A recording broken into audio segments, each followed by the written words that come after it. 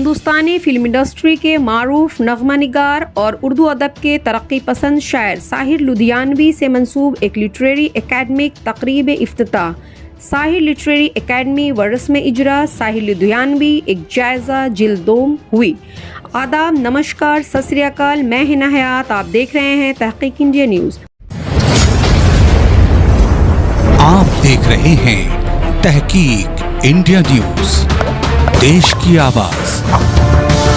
बरोज़ सनीचर 11 नवंबर 2023 बवक्त शाम 6 बजे बमुकाम आसिया पैलेस गार्डन रिच में चेब्रूज कोलकाता 24 में इस तकरीब की इफ्तिताह बदस्त वार्ड 138 के काउंसलर जनाब शमसुज़्ज़मा अंसारी के हुई। इस तकरीब की सदारत मारूफ शायर व अदीब और सहाफ़ी जनाब अंजुम अजीम आबादी ने की। वार्ड 137 के काउंसलर वसीम अंसारी बहैसियत मेहमानान डॉक्टर अलीफ अंसारी, जनाब डॉक्टर SGI हैदर, जनाब खुर्शीद अख्तर फराजी, इंटरनेशनल एंकर जनाब जावेद नसीम, जनाब परवेज़ अख्तर, डॉक्टर नौशाद साहब, जनाब जमाल साहब, मुबारक हुसैन साहब, मोहम्मद शहबाज, जनाब जावेद मजीदी, जनाब साबिर नज़र, जनाब कमरुद्दीन वगैरह शरीक महफिल हुए। साहिर लुधियानवी के बेमिसाल परस्तार शायर व अदीब जनाब साबिर नज़र की मरतब करदा किताब साहिर लुधियानवी एक जायज़ा हिस्सा 2 की रस्म इजरा सदर शोबे Urdu Calcutta girls college doctor Naeem Anis साहब के हाथों हुई।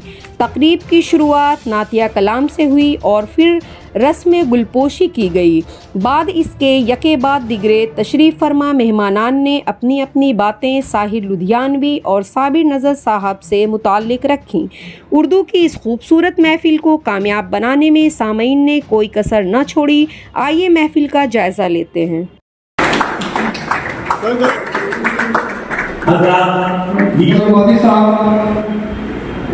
मेहमान जनाब शमसुज़्ज़मा अंसारी साहब और हमारे तमाम मौजूद मेहमान वो मोहतरम हाज़रीन, आपके सामने एक पहली जिल्द आ चुकी है 2021 में इसी हॉल में इसी अदारे में रोशनी के तहत उसका इजरा हुआ था और आज इंशाअल्लाह कुछ मिनटों के बाद उसकी दूसरी जिल्द साहिर लुधियानवी एक जायज़ा का इजरा होने वाला है।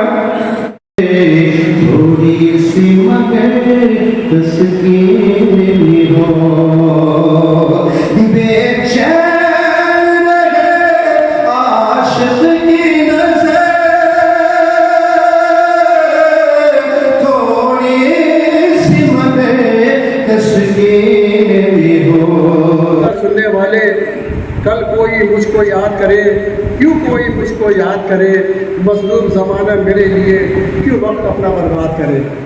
लेकिन मैं देख रहा हूँ ऐसा सबसे जो मशहूर तरीन नहीं है, जितनी अजीब शख्सियतें यहाँ मौजूद हैं सब के सब जो अपनी ज़ात में अंजुमन है और अपने मशहूर तरीन दौर से गुजर रहे हैं। जिसे सानिया लखनऊ कहा जाता है, वहाँ एक रोशनशी ऐसा फर्द मौजूद है जिसने साहिर के हवाले से इतने सफ़ात हमारे सामने रख दिए हैं कि यूनिवर्सिटी में पढ़ने पढ़ाने वाले भी इस तरह के काम नहीं कर सकते।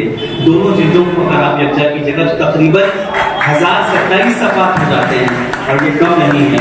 आने वाले दिनों में जब भी साहिर की बात होगी तो साबिर नज़र साहब को नज़रअंदाज नहीं किया जा सकता, क्योंकि जैसे जब हम गालिब की बात करते हैं, गालिब परस्तों की बात करते हैं तो मालिक राम का जिक्र आता है, तो ऐसे ही जब साहिर की बात होगी तो साबिर नज़र का नाम जरूर आएगा।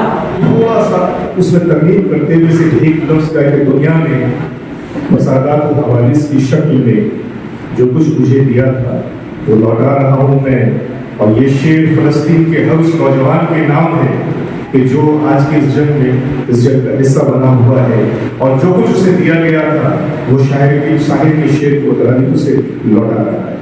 बस इतना ही कह के मैं अपनी बात को खत्म करना चाहूँगा।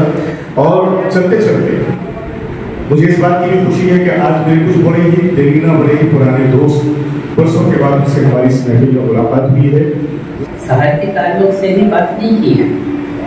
साहिर की पूरी ज़िंदगी, उनकी ज़िंदगी के जो इख्तलाफात आए उस पर रोशनी डाली और उसके हवाले से उनके कलाम का हवाला दिया, ये सब तो है, लेकिन उसके साथ साथ मुआसिरीन ने साहिर के ताल्लुक से भी उन्होंने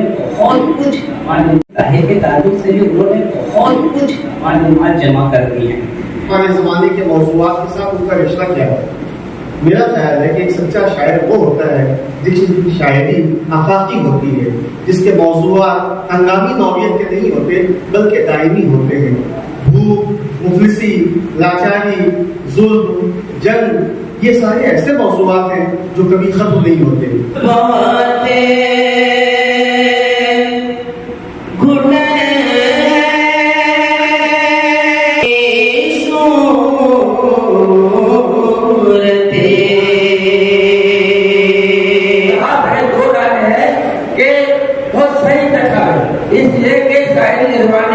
एक बैन अवी शोहरत याफ्ता शायर जो अदब के हवाले से ही नहीं बल्कि फिल्मी नबात के हवाले से भी उनकी आवाज पूरी दुनिया में गूंजती है।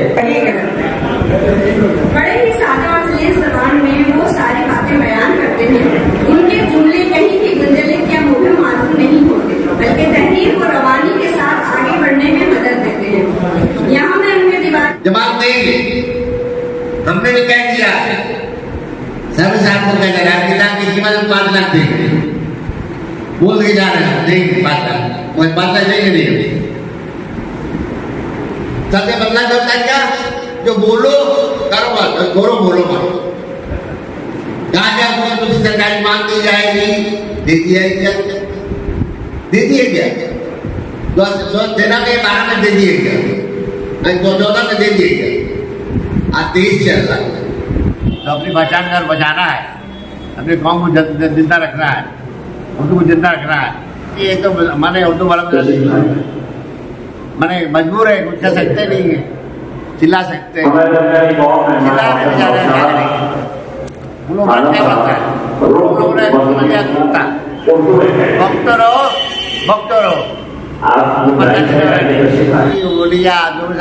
सब उम्मत वक्त के दलाल है, बुरा माने भला माने। तो यूं खामोश रहने से ये तो नाइंसाफी है अपने कौम के साथ ना।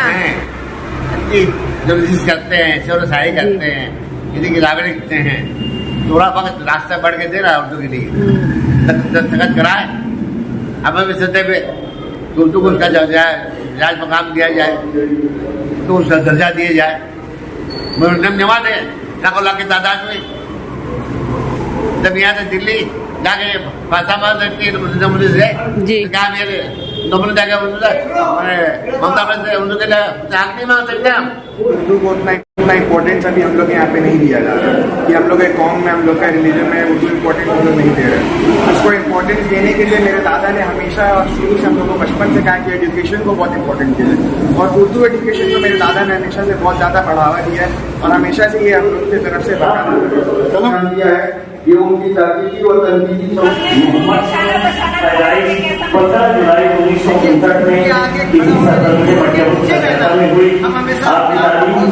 ये गुरु के साथ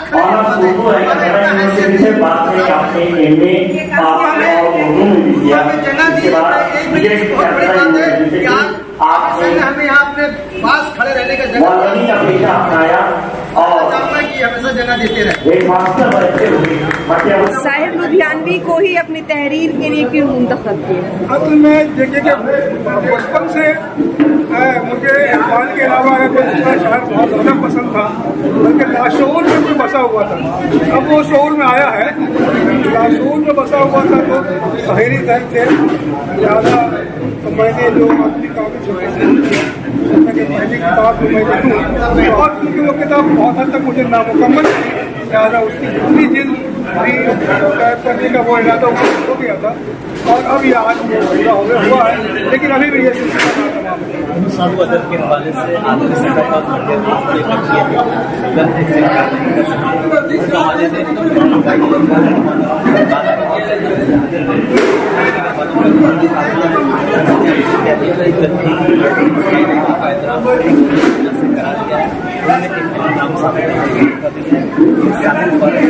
और साहित्य काले में कविताएं में का शायर जब हर दौर का शायर है, हर पल का शायर है, हर पल के नहीं मतलब काफी ज़्यादा पड़ी और वो सब किया है। स्वयं लोग हुए हैं, नए सन्यास हुए हैं, लेकिन शाही सन्यास नाम का काम नहीं मिला। इसलिए अच्छी बात है कि यहाँ पर हमें एक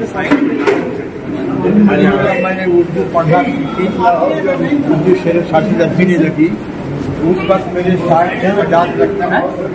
और ये बात शाहिद का सारी नज़में मुझे और वो मजदूरों के साथ थे, बेकसों के साथ थे और मेरा भी तबके से इसी माहौल से, इसीलिए मैं उसको अपना तर्जुमान मानता हूँ। आज भी जबकि मैं शायरी की 50 साल गुजार चुका हूँ तो आज भी मेरे सर पर या मेरे दिल में मोहब्बत है फैज़ अहमद और दूसरे सालों के बाद साहिब। और आज जो मैं महसूस कर रहा हूँ अपने अपने करके ऐसा लगता है कि साबिर नज़र ने के हवाले मेरे साहिब नज़र के हवाले से मेरी बात अल्लाह ने सुनी या मेरी ख्वाहिश के मुताबिक साबिर नज़र के दिल में बात आ गई तो हम दोनों का ख्याल एक है। और आज मैं इसी बात कर रहा हूँ कि साहिब के नाम पे आज एक कितनी काम की है तो बंगाल में नहीं इसकी ज़रूरत थी, बंगाल की एक कमी को उन्होंने पूरा कर दिया।